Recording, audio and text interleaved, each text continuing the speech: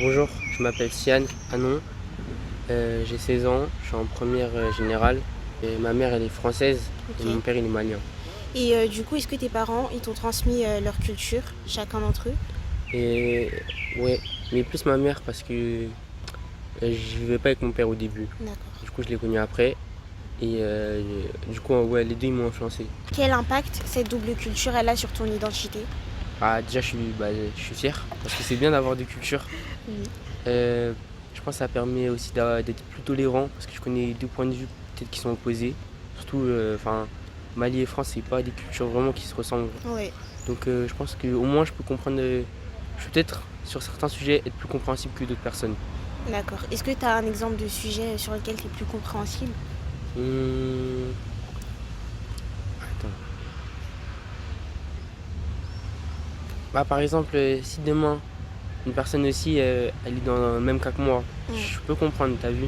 Enfin, du coup il y a peut-être certaines choses que je vais pas dire, tu vois, parce que je pense que je sais que ça peut peut-être offenser ou déranger. Bonjour, alors je m'appelle Alexandra, j'ai 47 ans. Je suis mariée depuis 20, je me suis mariée en 2001, donc 24 ans, avec Majid. Moi je suis catholique, Majid est musulman.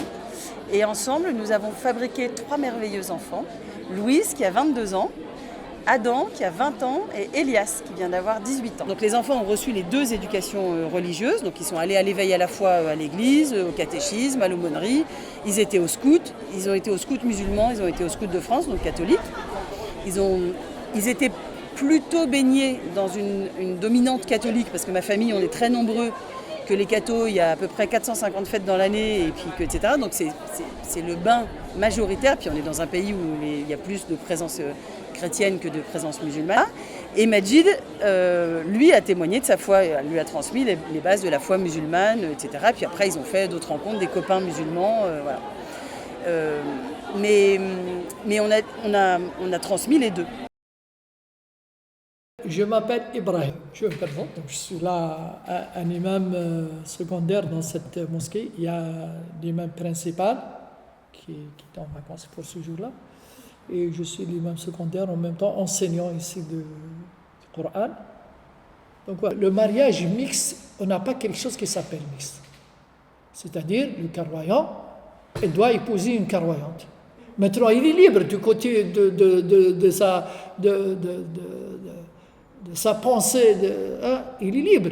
Mais pour un carroyant, c'est-à-dire, c'est pas une question parce que il est arabe, je vais épouser. Il faut, chacun doit choisir